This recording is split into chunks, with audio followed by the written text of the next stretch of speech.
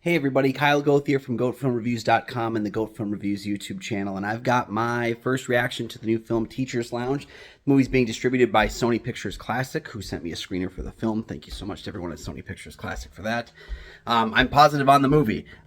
This is a foreign language film that is directed by, I think it's Ilker Katak, and it stars Leonie Benesh, I believe I'm saying it right, as a teacher who suspects that one of her students, well, I should say the parent of one of her students may have committed the crime, and she tries to get to the bottom of it.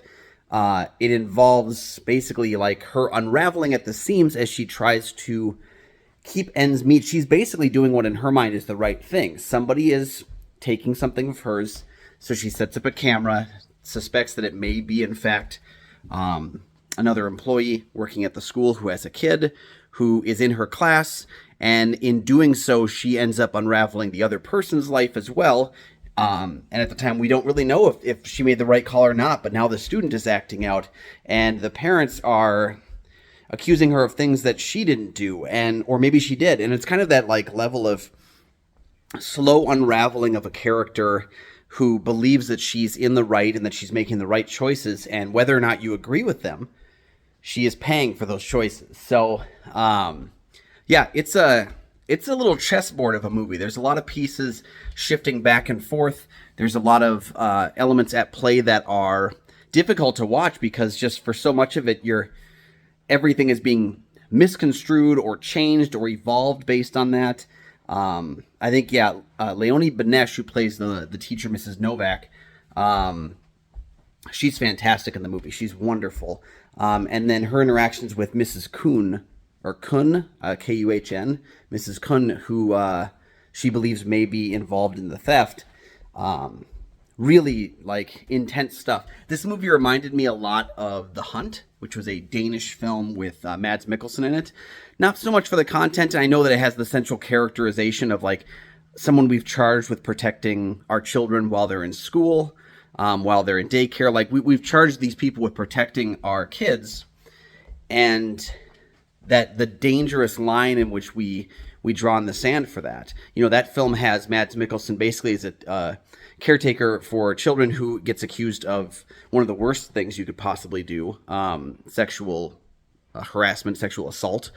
And his life unravels because of that. Novak's character Benesh's character, Novak, kind of does, she has accusations based on her because she makes accusations that she shouldn't entirely have access to information on, and that the unraveling that she does with that. It's an intense movie. I found myself constantly second guessing not just Novak's character's decisions, but a lot of the other characters' decisions in the film, including the child that's kind of at the center of this tug of war. Yeah, it's not a movie with easy answers by any stretch of the imagination. It reminded me a little bit of Anatomy of a Fall in that way, where we don't have all the answers throughout the narrative. And kind of in a similar way, I think Anatomy of a Fall had some things that kind of frustrated me near the end of the film, in terms of how they chose to close the narrative, good and bad. This film also does that too.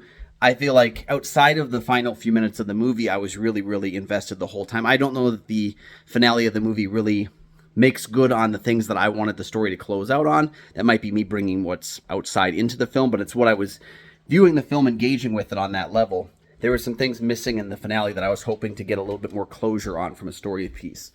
Other than that, though, I thought a lot of the performances were great. The writing is sharp. It's intense. It's a movie that can be really mean-spirited at times, one that can be really stressful at times, but it also feels kind of like it's a small movie with a few characters that are really mixing back and forth all around it, but they're also people that are surrounded by others at either their workplace or their school, having to kind of, defend their character. And I think that works pretty well in the narrative. They're being judged by people around them who may not have all the information, because, heck, our main characters don't have all the information that they should probably have to make the decisions that they have to make. So I was taken with Teacher's Lounge. I thought it was a strong little, drama kind of thriller set in a school. I think it was pretty solid, and I definitely recommend you check it out. Let me know in the comment section. Sorry, I kicked something out of the way. Let me know in the comment section what you thought about Teacher's Lounge. While you're down there, please make sure to like and subscribe. There are 2 free things you can do that help to support the channel immensely. You never miss new episodes of the show as they drop. You can also find goatfilmreviews.com for my many written reviews. You can find Goat Film Reviews on Facebook, Twitter, Instagram, and you can find Goat Film Reviews on Facebook. You can follow me at Almighty Goatman on Twitter, Instagram, Letterboxd, and Threads. And you can find my show, Kyle and Nick on Film, that I co-host with Nick Plodchuk from the St. Paul Filmcast. We have new episodes of that show every single week. Go ahead and check out all the links I just mentioned. They're down in the description for this video, and we'll see you next time.